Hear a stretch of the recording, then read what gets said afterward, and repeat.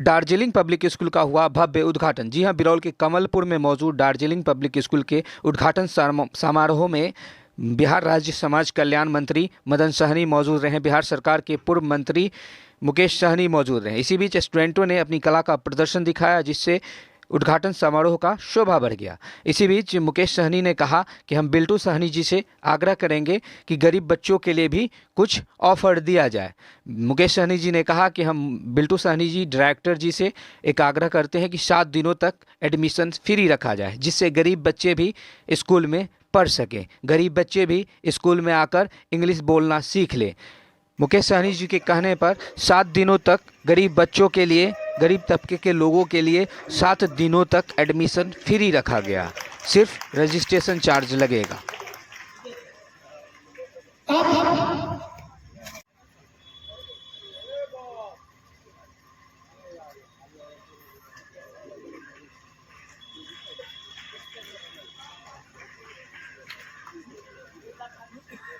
वर्ष 2011 में हुई दार्जिलिंग पब्लिक स्कूल कमलपुर का यह चौथा ब्रांच है।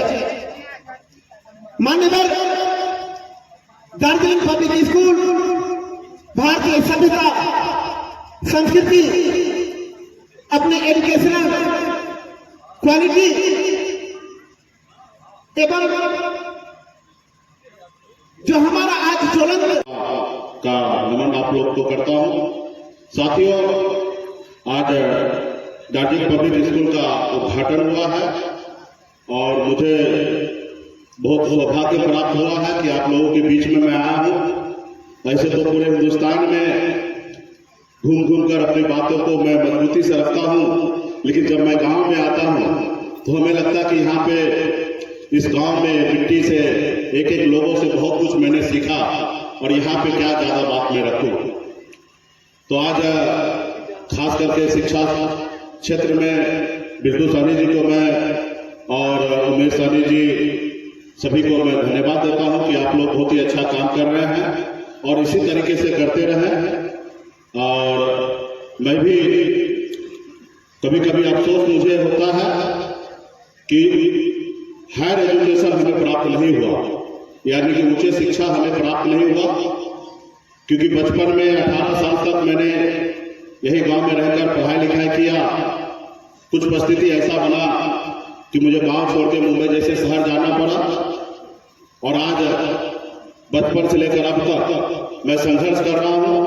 42 साल की उम्र है, लेकिन आज तक मैं संघर्ष कर रहा हूं। तो यहाँ पे हमारे जितने भी अभिभावक हैं और नौजवान बच्चे हैं, सभी से मेरा एक ही विनती है कि एक तो अपने बच्चे को पढ़ाई लिखाई काबिल बनाए, अच्छे शिक्षा दे, एक रोटी कम खाइए लेकिन अपने बच्चे को पढ़ाइए लिखाइए, उसको काबिल बनाइए।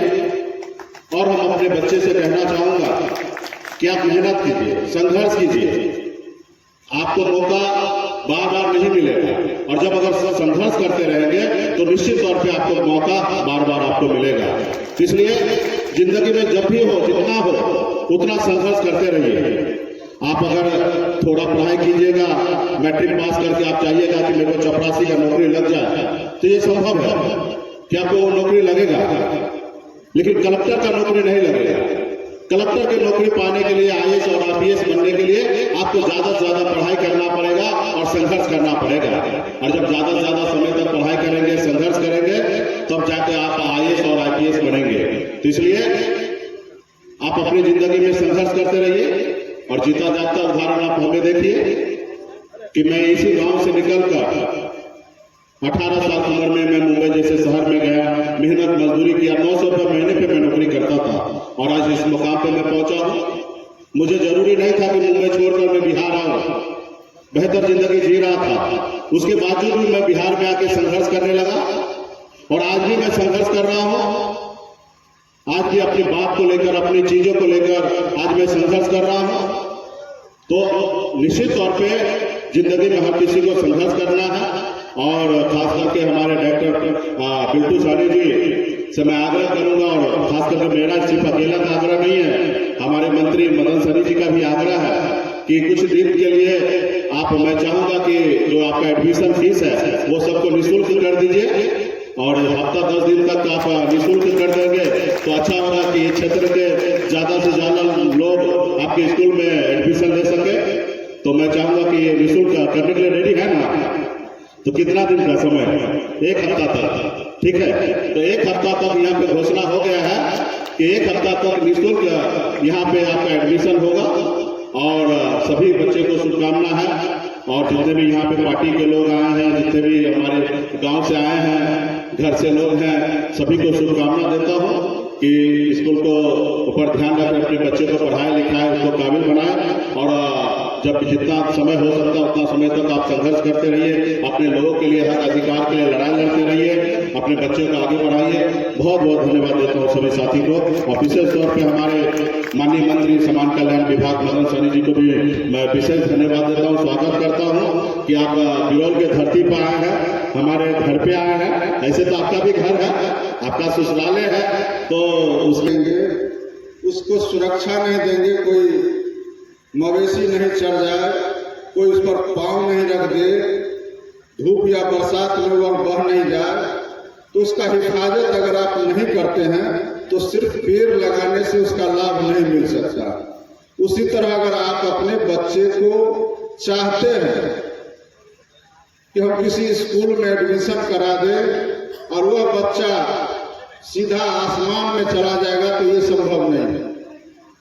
इसलिए अगर आप अपने बच्चे को, हम यह नहीं कह रहे हैं कि विद्यालय का जिम्मेवारी नहीं है, विद्यालय का पूरा जिम्मेवारी है कि बच्चे को अच्छा से शिक्षा दे, लेकिन स्कूल में जितना देर बच्चे रहते हैं उससे ज्यादा देर बच्चा घर पे रहते हैं।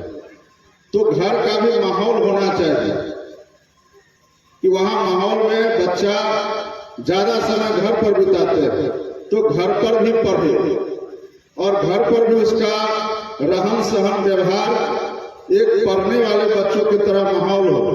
अब घर का माहौल आपका खराब होगा, आप घर में परिवार में बहुत सारे लोग हैं, कुछ पढ़े लिखे लोग भी हैं, कुछ कम पढ़े लिखे लोग हैं, कोई मजदूरी करने वाले लोग हैं, कोई कम आय के व्यक्ति हैं।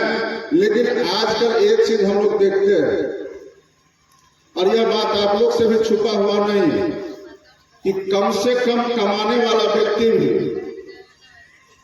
जैसे हमारे मुकेश जी ने कहा कि एक रोटी कम खाइए लेकिन बच्चे को पढ़ाइए। इसका मतलब समझना चाहिए कि हम अपना जो जरूरत है, घर परिवार में सबको जरूरत है, कपड़ा का जरूरत है, खाना का जरूरत है, पढ़ाने का जरूरत है, बीमार पड़ गए तो इलाज कराने का जरूरत है, कोई आपके यहाँ अतिथि चले आए तो उसका सत्कार करना जरूरी है। ये सारे पर्व त्योहार तो हर महीने में हम लोग के यहाँ होता है, तो सारे जरूरत में कुछ न कुछ कटौती कीजिए और उस कटौती से अपने बच्चे को पढ़ाइए। इसका यही अर्थ हुआ कि एक रोटी कम खाइए लेकिन अपने बच्चे को पढ़ाइए। इस महत्व को जो परिवार या जो व्यक्ति समझ जाता है वो अपने बच्चे पर पूरा का पूरा ध्यान देता है और देना चाहिए। और यही कारण है कि आजकल लोग यह समझते हैं कि पब्लिक स्कूल में पढ़ रहे हैं इसका मतलब पैसा वाला व्यक्ति है। यह नहीं है। यह बात आज से 30 साल 40 साल पहले 50 साल पहले हो सकता था। जो पब्लिक स्कूल में पढ़ने वाले परिवार के बच्चे थे तो हम लोग मानते थे कि वह हम लोग से अमीर व्यक्ति है, लेकिन अब गरीब से गरीब व्यक्ति भी अपने बच्चे को पब्लिक स्कूल में पढ़ाता है। इसका एकमात्र कारण है कि वह भी जान रहा है, वह गरीब से गरीब व्यक्ति भी जान रहा है कि आज के जमाने में बिना पढ़ाई का, और पढ़ाई में भी सिर्फ मैट्रिक पास इंटर पास कर लेने से अब कुछ नहीं होगा।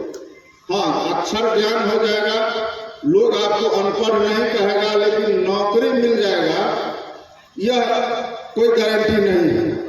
आपको उस शिक्षा प्राप्त करने के बाद हर जॉब के लिए, हर नौकरी के लिए आपको प्रतियोगिता परीक्षा की तैयारी करनी है और वह परीक्षा के लिए तैयारी करने के लिए आपको दिन रात और शुरू से ही आप अगर अच्छे जगह पर पढ़ते हैं तो आपको शुरू से ही अच्छा अंक आता है। तो इसका मतलब है कि आप शुरू से मेहनत कर रहे हैं और मेहनत कीजिएगा।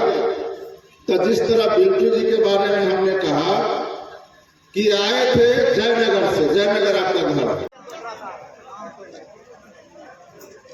मंच से नीचे टीचर रहेंगे, अभी नीचे ही खड़े रहेंगे, तो बुलाया जाएगा तब ऊपर आएंगे। ऊपर में गैदरिंग होगा, थोड़ा सा नीचे रहेंगे, सभी टीचर नीचे ही रहेंगे अभी।